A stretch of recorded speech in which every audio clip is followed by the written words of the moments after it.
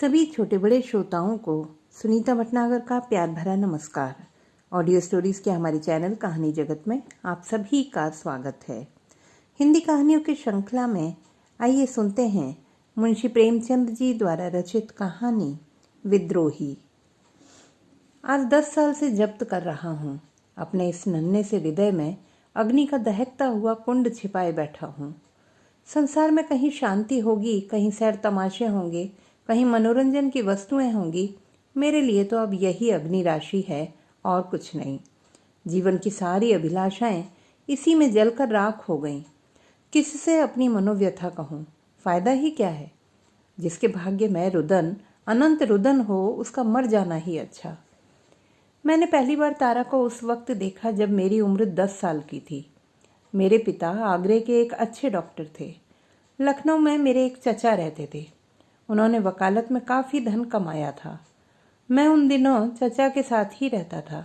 चचा के कोई संतान न थी, इसलिए मैं ही उनका वारिस था। चचा और चची दोनों मुझे अपना पुत्र समझते थे। मेरी माता बचपन में ही सिधार चुकी थी। मातृ स्नेह का जो कुछ प्रसाद मुझे मिला, वही चची जी की ही भिक्षा थी। वही भिक्षा मेरे उस मातृ प्रेम से वंचित बालपन की सारी विभूति थी। चचा साहब के पड़ोस में हमारी बिरादरी के एक बाबू साहब और रहते थे। वह रेलवे विभाग में किसी अच्छे ओहदे पर थे। 200-250 रुपये पाते थे। नाम था विमल चंद्र। तारा उन्हीं की पुत्री थी। उस वक्त उसकी उम्र 5 साल की होगी। बचपन का वह दिन आज भी आंखों के सामने है, जब तारा एक फ्रॉक पहने, बालों में एक गुलाब का फूल गूंथे हुए मेरे सामने आकर खड़ी हो गई। कह नहीं सकता क्यों मैं उसे देखकर झेंप सा गया। मुझे वह देव कन्या सी मालूम हुई, जो उषा काल के सौरभ और प्रकाश से रंजित होकर आकाश से उतर आई हो। उस दिन से तारा अक्सर मेरे घर आती। उसके घर में खेलने को जगह न थी। चाचा साहब के घर के सामने लंबा चौड़ा मैदान था, वहीं वह खेला करती। धीरे धीरे मैं भी उससे मानूस हो गया। मैं जब स्कूल से लौटता तो तारा दौड़कर मेरे हाथों से किताबों का बस्ता ले लेती। जब मैं स्कूल जाने के लिए गाड़ी पर बैठता तो वह भी आकर मेरे साथ बैठ जाती। एक दिन उसके सामने चची ने चाचा जी से कहा, तारा को मैं अपनी बहू बनाऊंगी। क्यों कृष्णा, तू तारा से ब्याह करेगा? मैं मारे शर्म के बाहर भाग गया, लेकिन तारा वहीं खड़ी रही, मानो चची ने उसे मिठाई देने को बुलाया हो। उस दिन से चचा और चची में अक्सर यही चर्चा होती, कभी सलाह के ढंग से, कभी मजाक के ढंग से। उस अवसर पर मैं तो शर्माकर बाहर भाग जाता था, पर तारा खुश होती थी। दोनों परिवारों में इतना घराव था कि इस संबंध का हो जाना कोई असाधारण बात न थी। तारा के माता पिता को तो इसका पूरा विश्वास था कि तारा से मेरा विवाह होगा। मैं जब उनके घर जाता तो मेरी बड़ी आवभगत होती। तारा की माँ उसे मेरे साथ छोड़कर किसी बहाने से टल जाती थी। किसी को अब इसमें कोई शक न था कि तारा ही मेरी हृदयश्वरी होगी। एक दिन उस सरला ने मिट्टी का एक घरौंदा बनाया। मेरे मकान के सामने नीम का पेड़ था। उसी की छाह में वह घरौंदा तैयार हुआ। उसमें कई जरा जरा से कमरे थे, कई मिट्टी के बर्तन, एक नन्ही सी चारपाई थी। मैंने जाकर देखा तो तारा घरौंदा बनाने में तन्मय हो रही थी। मुझे देखते ही दौड़कर मेरे पास आई और बोली, कृष्णा चलो हमारा घर देखो, मैंने अभी बनाया है। घरौंदा देखा तो हंसकर बोला, इसमें कौन रहेगा तारा? तारा ने ऐसा मुंह बनाया मानो यह व्यर्थ का प्रश्न था। बोली, क्यों, हम और तुम कहाँ रहेंगे? जब हमारा तुम्हारा विवाह हो जाएगा तो हम लोग इसी घर में आकर रहेंगे। वह देखो तुम्हारी बैठक है, तुम यहीं बैठकर पढ़ोगे। दूसरा कमरा मेरा है, इसमें बैठकर मैं गुड़िया खेलूंगी।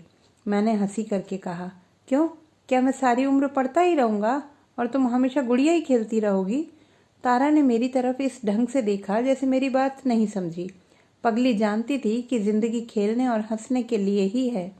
यह न जानती थी कि एक दिन हवा का एक झोंका आएगा और इस घरौंदे को उड़ा ले जाएगा, और इसी के साथ हम दोनों भी कहीं से कहीं जा उड़ेंगे। इसके बाद मैं पिताजी के पास चला आया और कई साल पढ़ता रहा।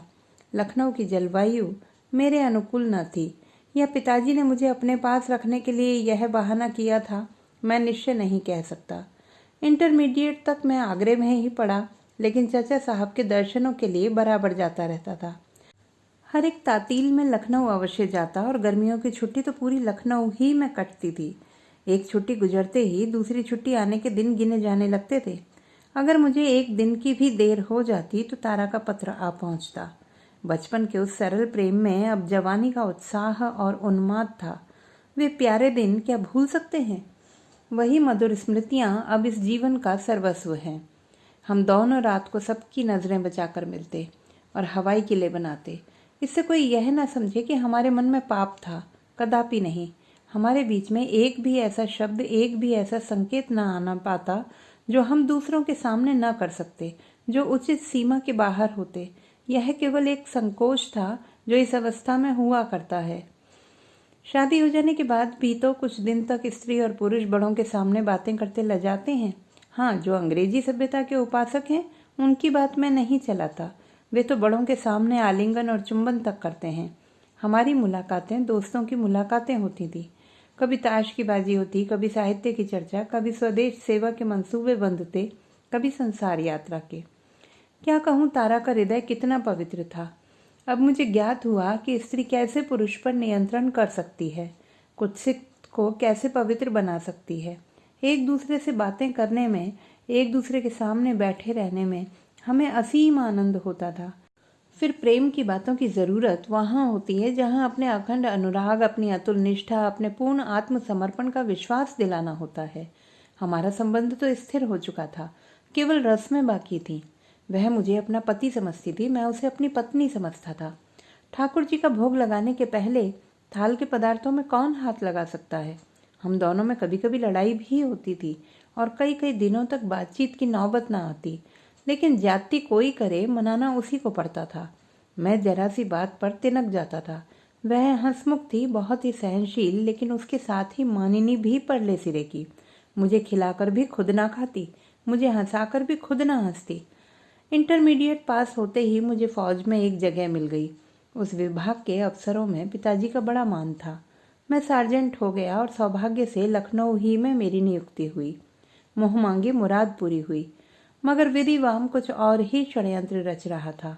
मैं तो इस ख्याल में मगन था कि कुछ ही दिनों में तारा मेरी होगी। उधर एक दूसरा ही गुल खिल गया। शहर के एक नामी रईस ने चचा जी से मेरे विवाह की बात छेड़ दी और 8,000 रुपये दहेज का वचन दिया। चचा जी के मुंह से लार टपक पड़ी। सोचा, यह आशातीत रकम मिलती है, इसे क्यों छोड़ूं। विमल बाबू की कन्या का विवाह कहीं ना कहीं तो हो ही जाएगा। उन्हें सोचकर जवाब देने का वादा करके विदा किया और विमल बाबू को बुलाकर बोले, आज चौधरी साहब कृष्णा की शादी की बातचीत करने आए थे। आप तो उन्हें जानते होंगे, अच्छे रईस हैं। 8,000 रुपये दे रहे हैं। मैंने कह दिया है, सोचकर जवाब दूंगा। आपकी क्या राय है, यह शादी मंजूर कर लूं? विमल बाबू ने चकित होकर कहा, यह आप क्या फरमाते हैं? कृष्णा की शादी तो तारा से ठीक हो चुकी है ना? चचा साहब ने अनजान बनकर कहा, यह तो मुझे आज मालूम हो रहा है। किसने ठीक की है यह शादी? आपसे तो मुझसे इस विषय में कोई भी बातचीत नहीं हुई। विमल बाबू जरा गर्म होकर बोले, जो बात आज 10-12 साल से सुनता हूँ, क्या उसकी तस्दीक भी करनी चाहिए थी? मैं तो इसे तय समझे बैठा हूँ। मैं ही क्या, सारा मोहल्ला तय समझ रहा है। चाचा साहब ने बदनामी के भय से जरा दबकर कहा, भाई साहब, हक तो यह है कि मैं जब कभी इस संबंध की चर्चा करता था दिल लगी के तौर पर, लेकिन खैर, मैं आपको निराश नहीं करना चाहता। आप मेरे पुराने मित्र हैं, मैं आपके साथ सब तरह की रियायत करने को तैयार हूँ। मुझे 8,000 मिल रहे हैं, आप मुझे 7,000 दीजिए, 6,000 ही दीजिए। विमल बाबू ने उदासीन भाव से कहा, आप मुझसे मजाक कर रहे हैं या सचमुच दहेज मांग रहे हैं? मुझे यकीन नहीं आता। चाचा साहब ने माथा सिकोड़कर कहा, इसमें मजाक की तो कोई बात ही नहीं। मैं आपके सामने चौधरी साहब से बातें कर सकता हूँ। विमल बाबू, आपने तो यह नया प्रश्न छेड़ दिया। मुझे तो स्वप्न में भी गुमान न था कि हमारे और आपके बीच यह प्रश्न खड़ा होगा। ईश्वर ने आपको बहुत कुछ दिया है, 10-5 हजार में आपका कुछ न बनेगा। हाँ, यह रकम मेरी सामर्थ्य से बाहर है। मैं तो आपसे दया ही की भीख मांग सकता हूँ। आज 10-12 साल से हम कृष्णा को अपना दामाद समझते आ रहे हैं। आपकी बातों से भी कई बार इसकी तस्दीक हो चुकी है। कृष्णा और तारा में जो प्रेम है वह आपसे छिपा नहीं है। ईश्वर के लिए थोड़े से रुपयों के वास्ते कई जनों का खून न कीजिए। चचा साहब ने धृष्टता से कहा, विमल बाबू, मुझे खेद है कि मैं इस विषय में और नहीं दब सकता। विमल बाबू जरा तेज होकर बोले, आप मेरा गला घोंट रहे हैं। चचा, आपको मेरा एहसान मानना चाहिए कि कितनी रियायत कर रहा हूँ। विमल, क्यों ना हो, आप मेरा गला घोंटें और मैं आपका एहसान मानूं। मैं इतना उदार नहीं हूँ। अगर मुझे मालूम होता कि आप इतने लोभी हैं तो आपसे दूर ही रहता। मैं आपको सज्जन समझता था, अब मालूम हुआ कि आप भी कौड़ियों के गुलाम हैं। जिनकी निगाह में मुरव्वत नहीं, जिसकी बातों का कोई विश्वास नहीं, उसे मैं शरीफ नहीं कह सकता। आपको अख्तियार है, कृष्णा बाबू की शादी जहाँ चाहें करें, लेकिन आपको हाथ न मलना पड़े तो कहिएगा। तारा का विवाह तो कहीं ना कहीं हो ही जाएगा, और ईश्वर ने चाहा तो किसी अच्छे ही घर में होगा। संसार में सज्जनों का अभाव नहीं है, मगर आपके हाथ अपयश के सिवा और कुछ न लगेगा। चचा साहब ने त्योरियां चढ़ाकर कहा, अगर आप मेरे घर में ना होते तो इस अपमान का कुछ जवाब देता। विमल बाबू ने छड़ी उठा ली और कमरे से बाहर जाते हुए कहा, आप मुझे क्या जवाब देंगे? आप जवाब देने के योग्य ही नहीं हैं। उसी दिन शाम को जब मैं बैरक से आया और जलपान करके विमल बाबू के घर जाने लगा तो चची ने कहा, कहाँ जाते हो? विमल बाबू और तुम्हारे चचा जी में आज एक झड़प हो गई है। मैंने ठिठक कर ताज्जुब के साथ कहा, झड़प हो गई? किस बात पर? चची ने सारा का सारा वृत्तांत कह सुनाया और विमल को जितने काले रंगों में रंग सकी रंगा। तुमसे क्या कहूँ बेटा, ऐसा मुंहफट तो आदमी ही नहीं देखा। हजारों ही गालियां दी, लड़ने पर आमादा हो गया। मैंने 1 मिनट तक सन्नाटे में खड़े रहकर कहा, अच्छी बात है, वहां न जाऊंगा, बैरक जा रहा हूँ। चची बहुत रोई चिल्लाई, पर मैं एक क्षण भर भी न ठहरा। ऐसा जान पड़ता था जैसे कोई मेरे हृदय में भाले भौंक रहा है। घर से बैरक तक पैदल जाने में शायद मुझे 10 मिनट से ज्यादा न लगे होंगे। बार बार जी झुंझलाता था, चचा साहब पर नहीं, विमल बाबू पर भी नहीं, केवल अपने ऊपर। क्यों मुझ में इतनी हिम्मत नहीं है कि जाकर चचा साहब से कह दूं कि कोई मुझे लाख रुपए भी दे तो शादी ना करूंगा? मैं क्यों इतना डरपोक, इतना तेजहीन, इतना दब्बू हो गया? इसी क्रोध में मैंने पिताजी को एक पत्र लिखा और वह सारा वृत्तांत सुनाने के बाद अंत में लिखा, मैंने निश्चय कर लिया है कि कहीं और शादी ना करूंगा, चाहे मुझे आपकी अवज्ञा ही क्यों ना करनी पड़े। उस आवेश में न जाने क्या क्या लिख गया, अब याद भी नहीं। इतना ही याद है कि 10-12 पन्ने 10 मिनट में लिख डाले थे। संभव होता तो मैं यही सारी बातें तार से भेजता। 3 दिन मैंने बड़ी व्यग्रता के साथ काटे। सोचता, तारा हमें अपने मन में कितना नीच समझ रही होगी। कई बार जी में आया कि चलकर उसके पैरों पर गिर पड़ूं और कहूं, देवी मेरा अपराध क्षमा करो, चचा साहब के कठोर व्यवहार की परवाह ना करो, मैं तुम्हारा था और तुम्हारा हूँ। चचा साहब मुझसे बिगड़ जाएं, पिताजी घर से निकाल दें, मुझे किसी की परवाह नहीं है, लेकिन तुम्हें खोकर मेरा जीवन ही खो जाएगा। तीसरे दिन पत्र का जवाब आया। रही सही आशा भी टूट गई। वही जवाब था जिसकी मुझे शंका थी। लिखा था, भाई साहब मेरे पूज्य हैं, उन्होंने जो निश्चय किया है उसके विरुद्ध मैं एक शब्द भी मुख से नहीं निकाल सकता, और तुम्हारे लिए भी यही उचित है कि उन्हें नाराज ना करो। मैंने उस पत्र को फाड़ कर पैरों से कुचल दिया और उसी वक्त विमल बाबू के घर की तरफ चला। आह, उस वक्त अगर कोई मेरा रास्ता रोक लेता, मुझे धमकाता कि उधर मत जाओ, तो भी मैं विमल बाबू के पास जाकर ही दम लेता और आज मेरा जीवन कुछ और ही होता। पर वहां मना करने वाला कौन बैठा था? कुछ दूर चलकर हिम्मत हार बैठा और लौट पड़ा। कह नहीं सकता क्या सोचकर लौटा। चचा साहब की अप्रसन्नता का मुझे रत्ती भर भी भय न था। उनकी अब मेरे दिल में जरा भी इज्जत न थी। मैं उनकी सारी संपत्ति को ठुकरा देने को तैयार था। पिताजी के नाराज हो जाने का भी डर न था। संकोच केवल यह था कि कौन मुंह लेकर जाऊं। आखिर मैं उन्हीं चाचा का भतीजा तो हूँ। विमल बाबू मुझसे मुखातिब ना हुए या जाते ही दुत्कार दिया तो मेरे लिए तो डूब मरने के सिवा और क्या रह जाएगा। सबसे बड़ी शंका यह थी कि कहीं तारा ही मेरा तिरस्कार कर बैठे तो मेरी क्या गति होगी। हाय तारा, निष्ठुर तारा, अबोधा तारा, अगर तूने उस वक्त 2 शब्द लिखकर मुझे तसल्ली दे दी होती तो आज मेरा जीवन कितना सुखमय होता। तेरे मौन ने मुझे मटिया मेट कर दिया, सदा के लिए। आह, सदा के लिए। 3 दिन फिर मैंने अंगारों पर लोट लोट कर काटे। ठान लिया था कि अब किसी से ना मिलूंगा। सारा संसार मुझे अपना शत्रु सा दिखता था। तारा पर भी क्रोध आता था। चचा साहब की तो सूरत से मुझे घृणा हो गई थी। मगर तीसरे दिन शाम को चचा जी का रुक्का पहुंचा। मुझसे आकर मिल जाओ। जी में तो आया कि लिख दूं, मेरा आपसे कोई संबंध नहीं, आप समझ लीजिए मैं मर गया। मगर फिर उनके स्नेह और उपकारों की याद आ गई। खरी खरी सुनाने का भी अच्छा अवसर मिल रहा था। हृदय में युद्ध का नशा और जोश भरे हुए मैं चचा जी की सेवा में पहुंच गया। चचा जी ने मुझे सिर से पैर तक देखकर कहा, क्या आजकल तुम्हारी तबीयत अच्छी नहीं है? आज राय साहब सीताराम तशरीफ लाए थे, तुमसे कुछ बातें करना चाहते हैं। कल सवेरे मौका मिले तो चले जाना, या तुम्हें लौटने की जल्दी ना हो तो मैं इसी वक्त बुला भेजूं। मैं समझ तो गया कि यह राय साहब कौन है, लेकिन अनजान बनकर बोला, यह राय साहब कौन है? मेरा तो उनसे परिचय नहीं है। चचा जी ने लापरवाही से कहा, अजी यह वही महाशय हैं जो तुम्हारे ब्याह के लिए घेरे हुए हैं। शहर के रईस और कुलीन आदमी हैं। लड़की भी बहुत अच्छी है, कम से कम तारा से कई गुनी अच्छी।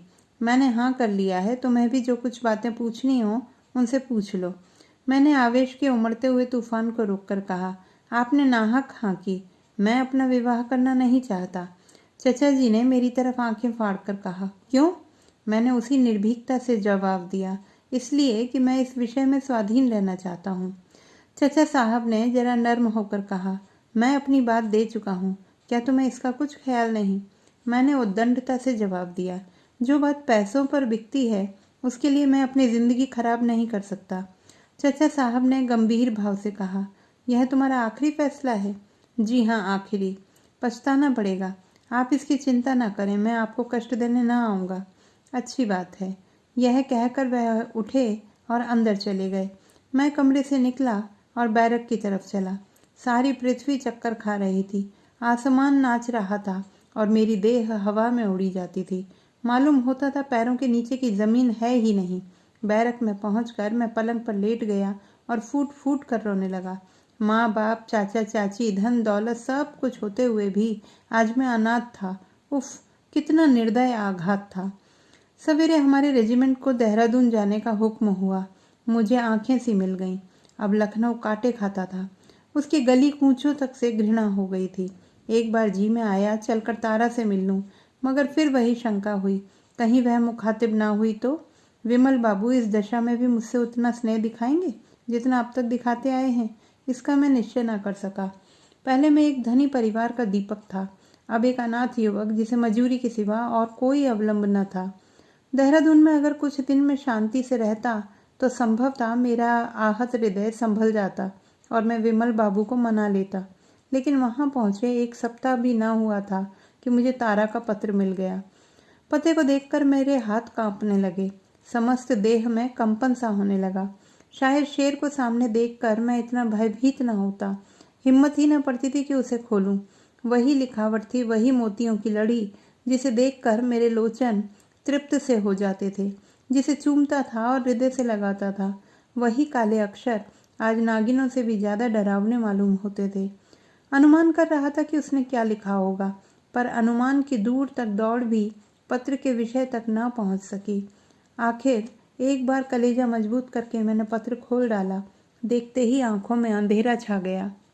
मालूम हुआ किसी ने शीशा पिघला कर पिला दिया। तारा का विवाह तय हो गया था। शादी होने में कुल 24 घंटे बाकी थे। उसने मुझसे अपनी भूलों के लिए क्षमा मांगी थी और विनती की थी कि मुझे भुला मत देना। पत्र का अंतिम वाक्य पढ़कर मेरी आंखों से आंसुओं की झड़ी लग गई। लिखा था, यह अंतिम प्यार लो। अब आज से मेरे और तुम्हारे बीच में केवल मैत्री का नाता है, मगर कुछ और समझूं तो वह अपने पति के साथ अन्याय होगा, जिसे शायद तुम सबसे ज्यादा नापसंद करोगे। बस इससे अधिक और न लिखूंगी। बहुत अच्छा हुआ कि तुम यहाँ से चले गए। तुम यहाँ रहते तो तुम्हें भी दुख होता और मुझे भी। मगर प्यारे, अपनी इस अभागिनी तारा को भूल न जाना। तुमसे यही अंतिम निवेदन है। मैं पत्र को हाथ में लिए लिए लेट गया। मालूम होता था छाती फट जाएगी। हे भगवान, अब क्या करूं? जब तक मैं लखनऊ पहुंचूंगा बारात द्वार पर आ चुकी होगी, यह निश्चय था। लेकिन तारा के अंतिम दर्शन करने की प्रबल इच्छा को मैं किसी तरह रोक न सकता था। वही अब अंतिम लालसा इस जीवन की थी। मैंने जाकर कमांडिंग ऑफिसर से कहा, मुझे एक बड़े जरूरी काम से लखनऊ जाना है, 3 दिन की छुट्टी चाहता हूँ।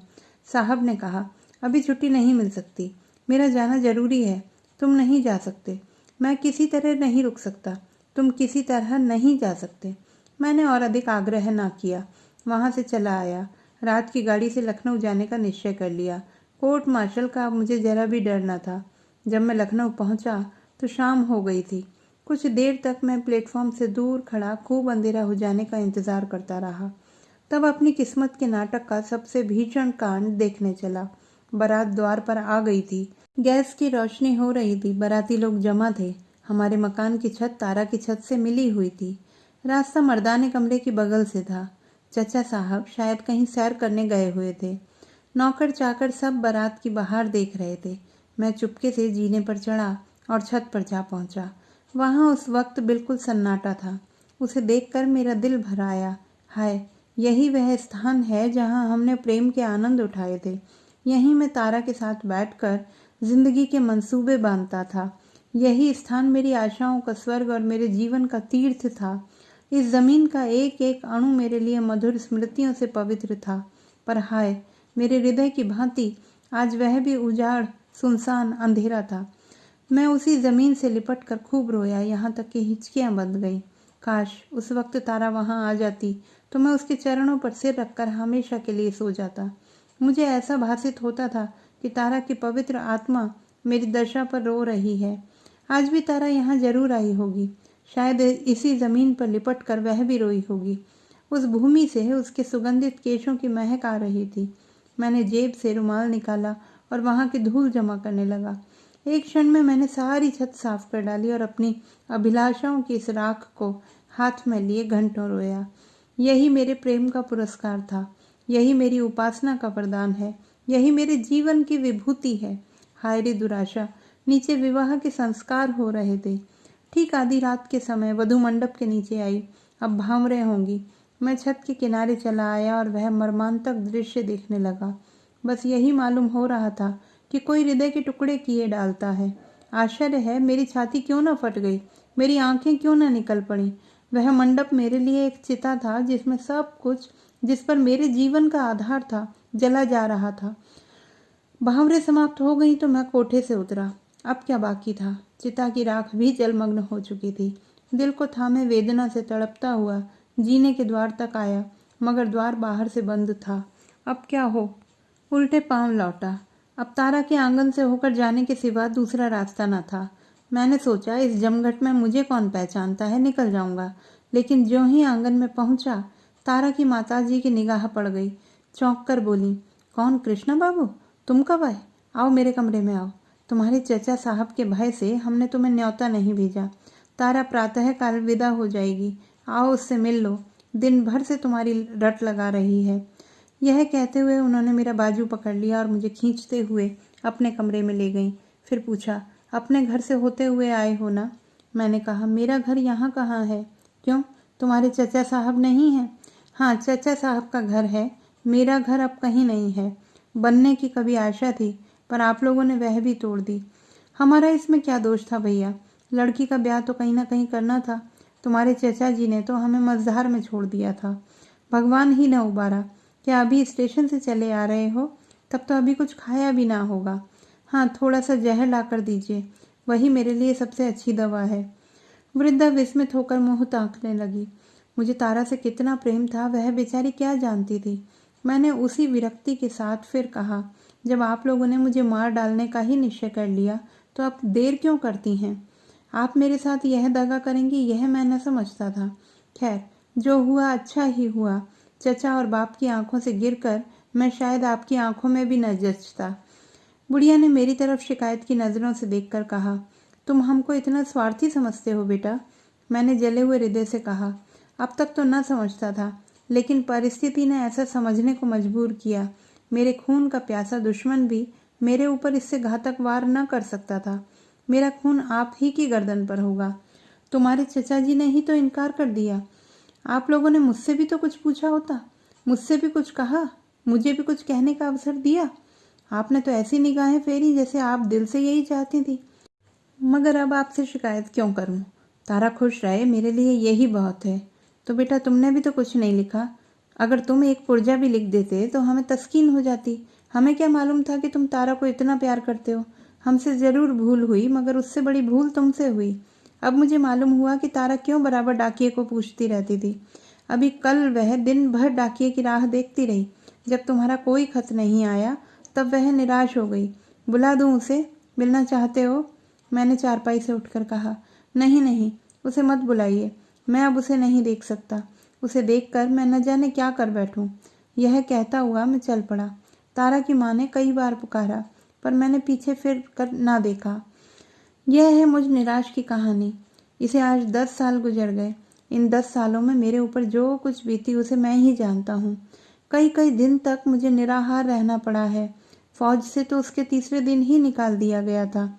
अब मारे मारे फिरने के सिवा मुझे कोई काम नहीं। पहले तो काम मिलता ही नहीं, और अगर मिल भी गया तो मैं टिकता नहीं। जिंदगी पहाड़ हो गई है, किसी बात की रुचि नहीं रही। आदमी की सूरत तक से दूर भागता हूँ। तारा प्रसन्न है। 3-4 साल हुए एक बार मैं उसके घर गया था। उसके स्वामी ने बहुत आग्रह करके बुलाया था, बहुत कस्में दिलाई, मजबूर होकर गया। वह कली अब खिलकर फूल हो गई है। तारा मेरे सामने आई। उसका पति भी बैठा हुआ था। मैं उसकी तरफ ताक ना सका। उसने मेरे पैर खींच लिए। मेरे मुंह से एक शब्द भी ना निकला। अगर तारा दुखी होती, कष्ट में होती, फटे हालों में होती, तो मैं उस पर बली हो जाता। पर संपन्न, सरस, विकसित तारा मेरी संवेदना के योग्य न थी। मैं इस कुटिल विचार को न रोक सका। कितनी निष्ठुरता, कितनी बेवफाई। शाम को मैं उदास बैठा वहां जाने पर पछता रहा था कि तारा का पति आकर मेरे पास बैठ गया और मुस्कुराकर बोला, बाबूजी। मुझे यह सुनकर खेद हुआ कि तारा से मेरे विवाह हो जाने का आपको बड़ा सदमा हुआ। तारा जैसी रमणी शायद देवताओं को भी स्वार्थी बना देती। लेकिन मैं आपसे सच कहता हूँ, अगर मैं जानता कि आपको उससे इतना प्रेम है तो मैं हरगिज आपकी राह का कांटा न बनता। शौक यही है कि मुझे बहुत पीछे मालूम हुआ। तारा मुझसे आपकी प्रेम कथा कह चुकी है। मैंने मुस्कुराकर कहा, तब तो आपको मेरी सूरत से घृणा होगी। उसने जोश से कहा, इसके प्रतिकूल मैं आपका आभारी हूँ। प्रेम का ऐसा पवित्र, ऐसा उज्जवल आदर्श आपने उसके सामने रखा। वह आपको अब भी उसी मोहब्बत से याद करती है। शायद कोई दिन ऐसा नहीं जाता कि आपका जिक्र न करती हो। आपके प्रेम को वह अपनी जिंदगी की सबसे प्यारी चीज समझती है। आप शायद समझते हो कि उन दिनों को याद करके उसे दुख होता होगा। बिल्कुल नहीं, वही उसके जीवन की सबसे मधुर स्मृतियां हैं। वह कहती है, मैंने अपने कृष्णा को तुम में पाया है, मेरे लिए इतना ही काफी है। तो दोस्तों, ये थी हमारी आज की कहानी। आपको कैसी लगी कमेंट बॉक्स में लिखना ना भूलें।